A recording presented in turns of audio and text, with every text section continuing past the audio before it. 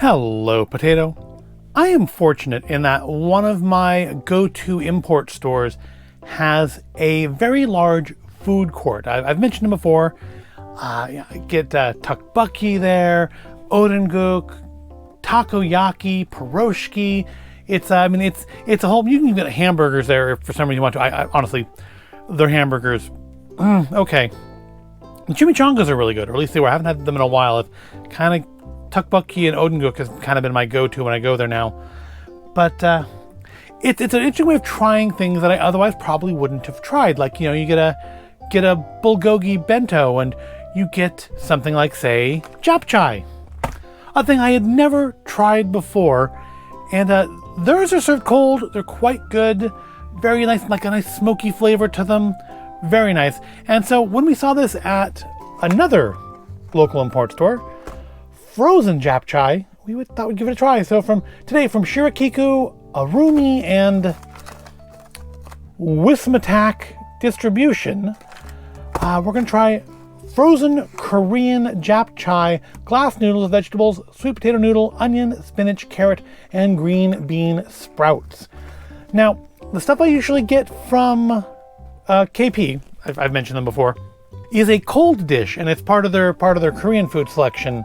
And it's, yeah, you can get like a whole plate of it, or it comes with, you get like a small portion of it in a bento.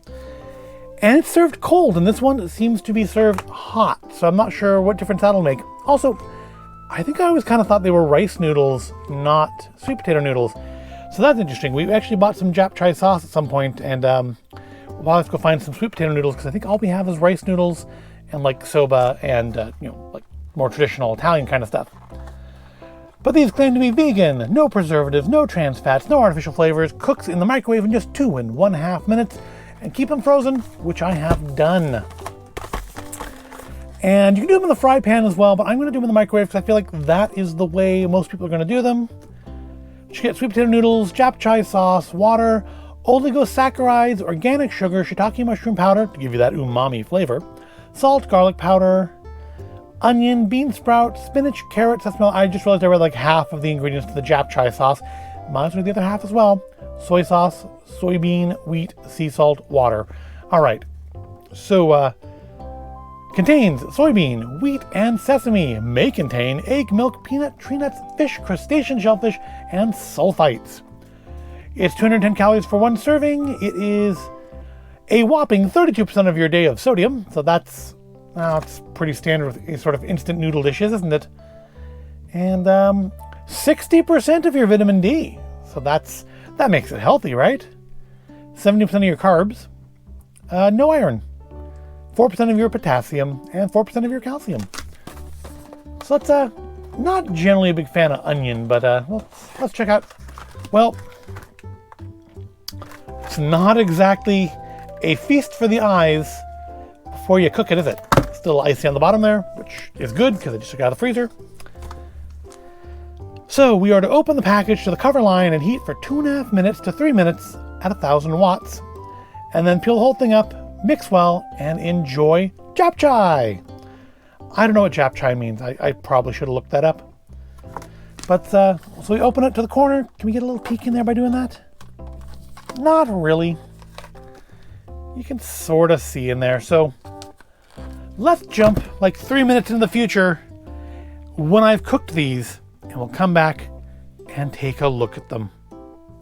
Okay, so I split the difference and microwaved it for 2 minutes and 45 seconds. I think our microwave is actually a little bit higher than 1,000 watts.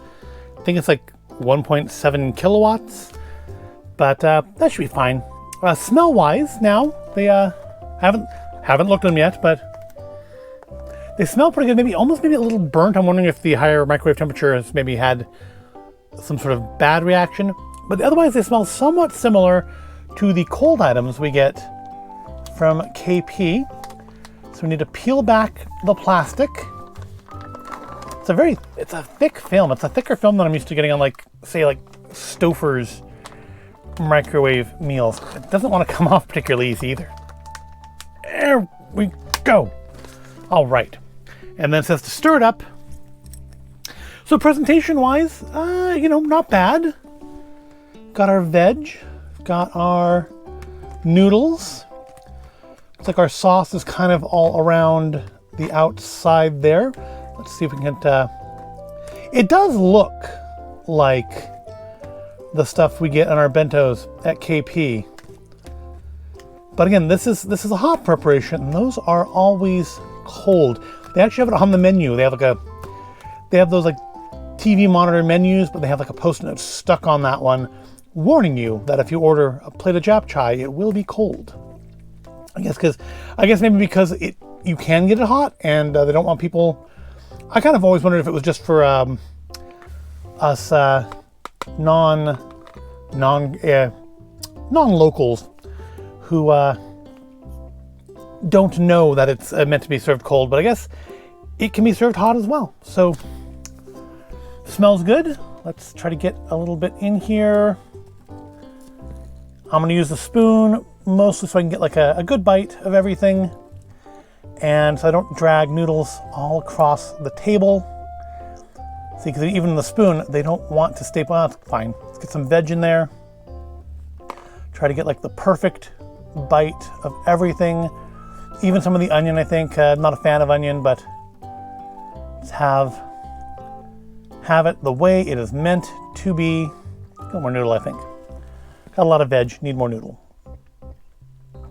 And just carefully layer that on there. All right. So here is our frozen Korean Japchae. We've had something from Shirakiku before. I know that name. I don't remember what it was though. I suppose I could look back.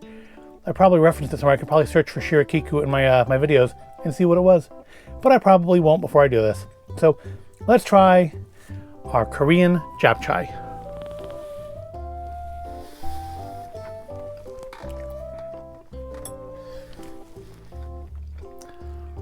Well, the good news is it is not burnt. It doesn't taste burnt at all. It's got a nice, I mean, I want to say a sesame flavor, but I don't think sesame was listed in the ingredients, so I don't know. Maybe it's the shiitake mushroom. It's that umami from the shiitake mushroom powder that I am tasting. Definitely can taste the soy. Yeah, it's got a nice kind of slightly smoky flavor, very, very savory.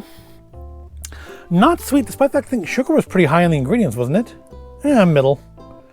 Part of the japchae sauce. Man, not bad at all. Again, I've never had japchae hot before, so that's a new one on me. And as far as, lunches go, how many calories was this? I forgot. 210. So I mean, heck, I've had cups of tea that have more calories than that in it.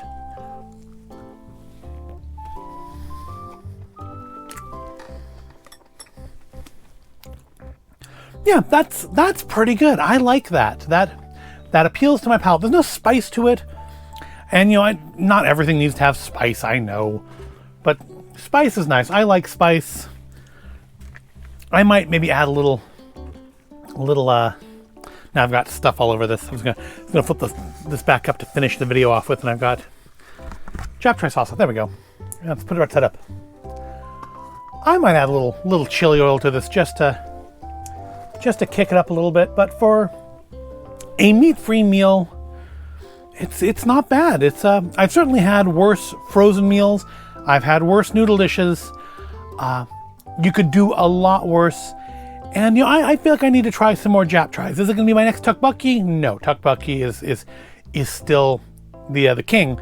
But this is pretty good too. Well, I'm going to go finish my lunch now. I hope you found this all interesting and entertaining. If you did, give it a like, subscribe. Thank you for watching, and I will see you in the next video.